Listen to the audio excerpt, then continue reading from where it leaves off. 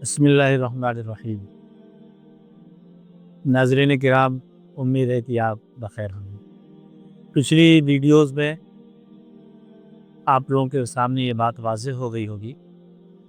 आजकल social media ने हमारे नौजवानों के ज़हन को बहुत मुतासिर किया है और इस मुतासिर होने की वजह से उन लोगों ने ये समझ रखा है कि आजकल जो दीन उलमा पेश कर रहे हैं लोगों के सामने, वो मुल्लाई मज़हब है, मुल्लाई तफ़रक़ेबाज़ी है। मुल्लाइज़्म एक नई एक तरह की इस्तिलाह गढ़ी गई है और ये सब हुआ है इस उम्मत में इख्तिलाफ़ की वजह से, और इसी को बेस बनाकर बहुत से लोगों ने हमारे नौजवानों के ज़हनों को ख़राब किया है।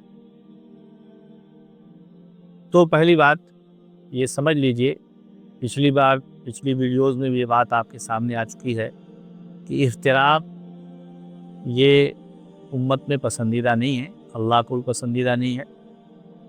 बहुत सारी आयतें उस वक्त भी आई थी, मैं सिर्फ हवाला देते हुए चलूँगा। सूरह आल इमरान की आयत नंबर 103 और आयत नंबर 105, इसी तरह सूरतुल अनाम में आयत नंबर 153, आयत नंबर 159 और सूरतुल शुअरा में आयत नंबर 14, ये सब बताती हैं कि दीन को मजबूती से थाम लेना है और इख्तिलाफ नहीं करना है, तफरक़ेबाज़ी नहीं करनी है। लेकिन एक बात तो ये वाज़ेह हो जाती है कि अल्लाह ने इस चीज़ से डराया है, और इसलिए डराया है कि उम्मत में ये चीज़ होकर रहेगी, इसलिए इसकी तरफ इशारा किया गया। इशारा नहीं बल्कि वजाहत की गई है कि इस तरह की तफरक़ेबाज़ी नहीं करनी है, बल्कि अल्लाह की रस्सी को मजबूती के साथ थामना है। इसी तरह अल्लाह के रसूल सल्लल्लाहु अलैहि वसल्लम की हदीस मुबारक जब हम देखते हैं तो उसमें भी आपको बेशुमार रिवायत मिलेंगी। 6 सहाबा से हज़रत औफ बिन मालिक, हज़रत अनस बिन मालिक, हज़रत अब्दुल्लाह इब्न अम्र बिन आस, हज़रत अमीर मुआविया, इसी तरह हज़रत अबू हुरैरा सहाबा हैं जिनसे वो रिवायत मशहूर रिवायत मनकूल है जिसमें अल्लाह के रसूल ने फरमाया है कि बनी इसराइल 71 फ़िरक़ों में बटी, ईसाई 72 फ़िरक़ों में बटे और मेरी उम्मत 73 फ़िरक़ों में बटेगी।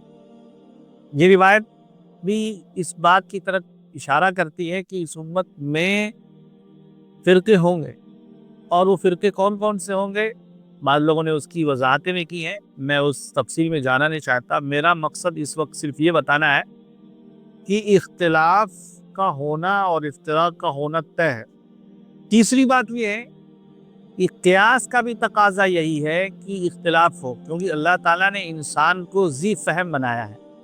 अक्ल व शऊर इंसान के पास है, ज़हन व दिमाग है, इंसान फ़तीन है, ज़हीन है, इंतखाब और चॉइस इंसान के पास है, गलत और सही की तमीज़ इंसान के पास है।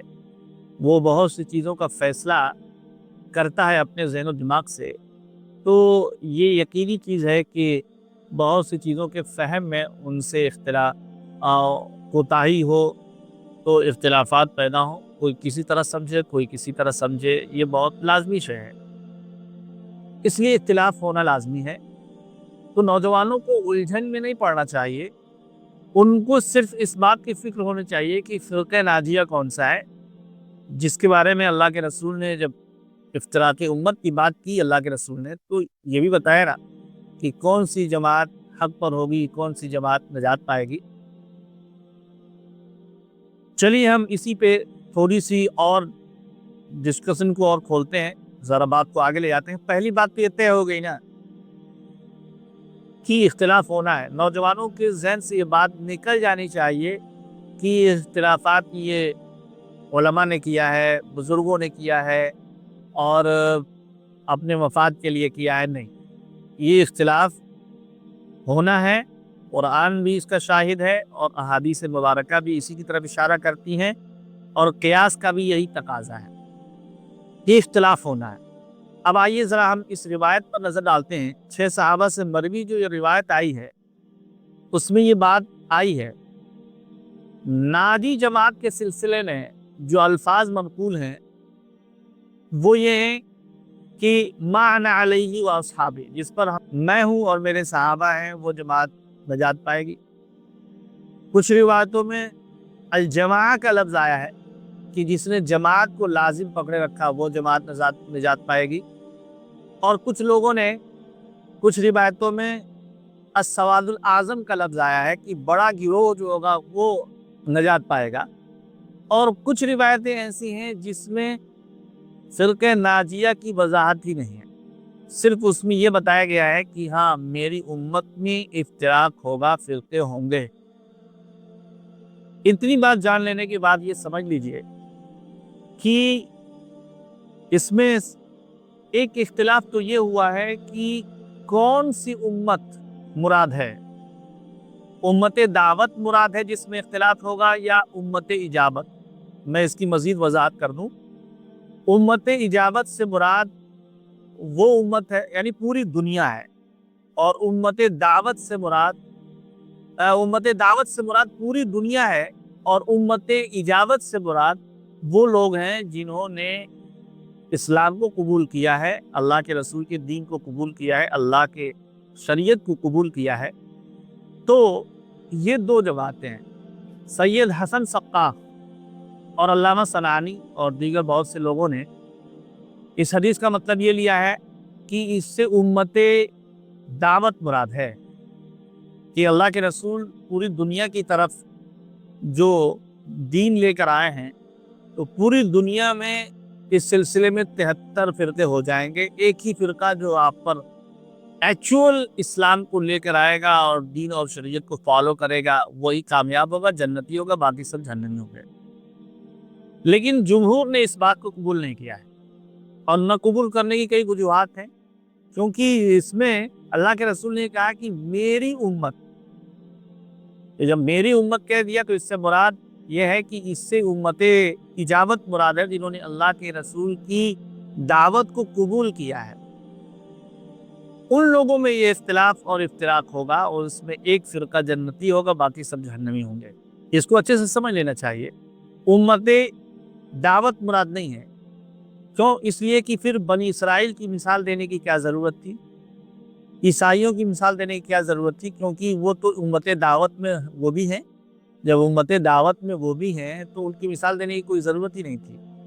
اس لیے جمہور کی متفقہ رائے یہی ہے کہ اس حدیث میں امت دعوت نہیں مراد ہے، بلکہ امت اجابت مراد ہے، کہ اللہ کے رسول کی امت میں ہی یہ اختلافات ہوں گے، یہ تفرقے بازی ہو۔ اتنی بات کلیئر ہو گئی، تو ہم اب اگلے حصے کی طرف چلتے ہیں۔ ہمارا اگلا جو ٹاپک ہے وہ یہ ہے کہ یہ جو کہا گیا ہے کہ بنی اسرائیل کے 71 فرقے ہوئے، عیسائیوں کے 72 فرقے ہوئے، میری امت کے 73 فرقے ہوں گے، کیا اس فرقے سے مراد تعین ہے یا عدم تعین ہے؟ یعنی 73 ہی فرقے مراد ہیں کہ 73 فرقے ہوں گے، یا پھر یہ مراد ہے کہ نہیں، عدم تعین کی نہیں ہے، کیونکہ یہ بہت بڑی جماعت پر یا کثرت پر بولنے کے لیے اس طرح کے لفظ کو استعمال کیا جاتا ہے، تو دونوں طرف کی رائے پائی جاتی ہیں۔ اس حدیث کی تشریح میں دونوں طرح کی رائے پائی جاتی ہیں۔ دونوں طرح کی رائے پانے کا مطلب یہ ہے کہ بعض لوگوں کا کہنا یہ ہے کہ اس حدیث کی وضاحت میں جو 73 کا لفظ آیا ہے وہ حصر اور تعین کے لیے ہے، کہ 73 ہی فرقے ہوں گے، اور اس سلسلے میں بہت سے لوگوں نے 73 فرقوں کی نشاندہی بھی کر دی ہے، اور بعض لوگوں نے کہا کہ نہیں، جیسے کچھ روایات میں بضع و سبعون کا لفظ آیا ہے کہ ایمان کی 70 سے زیادہ شاخیں ہیں، تو اس میں سب لوگ کہتے ہیں کہ اس سے مراد حصر اور تعین نہیں ہے، بلکہ اس سے مراد کثرت کو بیان کرنا ہے۔ اسی طرح قرآن کریم میں اللہ تعالیٰ نے ایک جگہ ذکر کیا ہے کہ ان تستغفر لهم 70 مرة فلن يغفر الله لهم، کہ اگر آپ ان کے لیے 70 مرتبہ بھی استغفار کریں گے تو اللہ قبول نہیں کرے گا۔ تو یہاں 70 کا لفظ جو ہے وہ کثرت کے لیے بولا گیا ہے۔ تو یہ سمجھ لیجئے، اس کا مطلب بہرحال دونوں جو بھی مراد لے لیا جائے، چاہے 73 فرقے یا پھر کثیر فرقے، جو بھی آپ مراد لیں، یہ بات تو طے ہے کہ اس امت میں فرقے ہوں گے اور کثرت سے ہوں گے، زیادہ ہوں گے، بہت ہوں گے، ہونا ہی ہونا ہے۔ کیوں ہونا ہے؟ وہ ایسے ہی جیسے کہ حضرت موسیٰ علیہ السلام کے یہاں ہوئے اور عیسیٰ علیہ السلام کے ہوئے، ایسے ہی یہ بھی امت مسلمہ بھی جب لمبا اس میں زمانہ گزرتا چلا جائے گا تو اس میں فرقے ہوں گے اور ایک ہی فرقہ ناجی ہوگا۔ اسی طرح بعض لوگوں نے اس سلسلے میں بھی بحث کی ہے کہ جو یہ مراد ہے کہ 72 فرقے جہنم میں جائیں گے اور ایک فرقہ جنت میں جائے گا، یہ جو جہنم میں جائیں گے اس میں خلود مراد ہے یا عدم خلود مراد ہے؟ یعنی کہ ہمیشہ ہمیش کے لیے جہنم میں جائیں گے یا پھر جہنم میں جانے کے بعد نکالے جائیں گے؟ تو یہ بات سمجھ لیجئے کہ دونوں طرح کی رائے یہاں بھی پائی جاتی ہے کہ ہمیشہ ہمیش کے لیے نہیں جائیں گے، بعض لوگ یہ کہتے ہیں، بلکہ جائیں گے اور اپنی گناہوں کی سزا بھگتنے کے بعد پھر وہ نکالے جائیں گے اور جنت میں اللہ تعالیٰ انہیں ڈالے گا۔ لیکن یہ کتنا عرصہ ہے یہ کوئی نہیں جانتا، اس لیے اس سے بھی بچنے کی ضرورت ہر ایک کو ہے کہ ہم اس فرقے میں داخل نہ ہوں جو تھوڑی ہی مدت کے لیے ہو ان کو جہنم میں جانا پڑے۔ اور بعض لوگوں کی رائے یہ ہے کہ نہیں، وہ ہمیشہ ہمیش کے لیے جائیں گے اور وہ نکلیں گے نہیں، اور اس کی بنیاد اس بات پر ہے کہ یہ سمجھ لیجئے کہ حضرت موسیٰ علیہ السلام پر جو دین نازل ہوا تو اس دین کے دو حصے ہیں، ایک عقیدے سے متعلق اور ایک شریعت، قانون الہی۔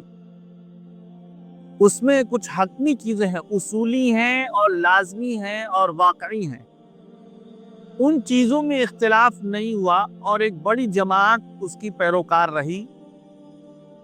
لیکن ہاں، اختلافات فروعی چیزوں میں عقیدے کی بھی فروعات ہوتی ہیں، فقہ کی بھی فروعات ہوتی ہیں، ان سب فروعات میں ہلکے پھلکے اختلافات ہوئے، لیکن اصول اور جو قطعی چیزیں تھیں، لازمی چیزیں تھیں دین اور مذہب کے لیے، ان پر وہ کاربند رہے۔ لیکن اس میں ایسی جماعتیں بھی ہوئیں جو ان اصولی چیزوں سے، قطعی چیزوں سے اور لازمی چیزوں سے الگ ہوئیں، اس طرح سے ان کے فرقے ہوئے۔ یہی حال حضرت عیسیٰ علیہ السلام کے ماننے والوں میں بھی ہوا۔ حضرت عیسیٰ علیہ السلام کے زمانے میں جب تک ان کے حواریین موجود تھے تب تک یہ سلسلہ چلا۔ جیسے جیسے زمانہ گزرتا گیا، جو اصول تھے، قطعی چیزیں تھیں، لازمی چیزیں تھیں، جن میں کسی طرح کا کوئی شبہ اور کسی طرح کی کوئی تفریق، پوری امت اس پہ متحد تھی، لیکن جیسے جیسے زمانہ گزرتا گیا لوگوں نے اس میں اصول دین میں، قطعی چیزوں میں، لازمی چیزوں میں اختلافات کیے اور وہ الگ ہو گئے۔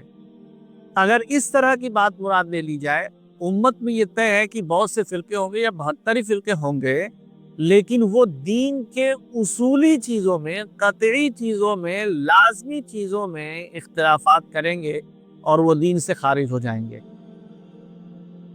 اس کی چند مثالیں میں دے سکتا ہوں۔ دروز ہیں، اسی طرح کیا کہتے ہیں قادیانی ہیں، اسی طرح گوہر شاہی ہے، جہمیہ کے کچھ وہ فرقے جو انتہائی غلو کر رہے ہیں، شیعوں کے اندر فرقہ امامیہ ہے، نصیری فرقہ ہے، باطنیوں میں، اسماعیلیوں میں کچھ فرقے ہیں، بوہری جو فرقے ہیں، یہ دین کے اصولی چیزوں میں الگ ہیں۔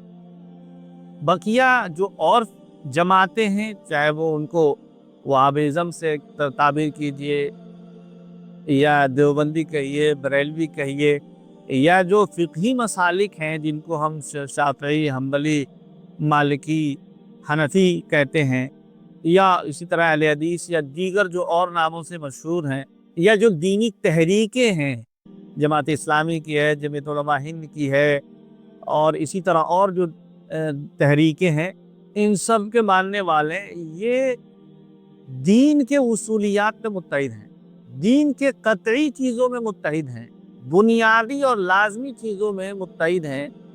جو ان کے اختلافات ہیں وہ عقیدے کے ان نکات میں، چھوٹے چھوٹے جو فروعات ہیں ان میں اختلافات ہیں، بنیاد میں نہیں ہیں۔ اس لیے جو ہے یہ اختلاف ناگزیر ہونا ہے، یہ فرقے اس میں شامل نہیں ہیں۔ फ़िरक़े नाजिया कौन कौन सा है, फ़िरक़े नाजिया कौन कौन से नहीं है, इस पे इंशाअल्लाह तफ़सीली वीडियो आपके सामने आएगा। अभी हमें ये बताना मकसूद था कि इख्तिलाफ़ात का होना लाज़मी है और इख्तिलाफ़ात होंगे, पहली चीज़। दूसरी चीज़ कि जो रिवायत के अंदर बात आई है कि मेरी उम्मत के 73 फ़िरक़े होंगे, तो क्या ये फ़िरक़े जो हैं ये हस्र है या हस्र नहीं है, दोनों बातें आपके सामने आई। दोनों में से जो भी मुराद ले लें आप उसको तय कर सकते हैं। उसके बाद ये बात आई कि इसमें खुलूद या आदम खुलूद है, तो उसी पे मैंने बात करते हुए बताया कि जिन्होंने कहा है कि खुलूद मुराद नहीं है, यानी हमेशा हमेशा के लिए जहन्नम में नहीं जाएंगे, उसमें वो जमातें शामिल हो सकती हैं जो गुमराह हैं, लेकिन हम उन्हें काफिर, किसी को काफिर, मुशरिक, जहन्नमी नहीं कहा जा सकता, क्योंकि वो जन्नती बाद में होंगे। और जो लोग खुलूद मुराद लेते हैं कि हमेशा हमेशा जहन्नम में जाएंगे, उनकी मैंने मिसाल दी थी चंद लोगों की। बकिया फ़िरक़े नाजिया कौन सा है, कौन सी जमात नजात पाएगी, इस सिलसिले की तफसीली वीडियो इंशाअल्लाह आपके सामने आएगी। आप इंतज़ार करें, तब तक के लिए हमें इजाज़त दें। अस्सलामु अलैकुम व रहमतुल्लाहि व बरकातुहू।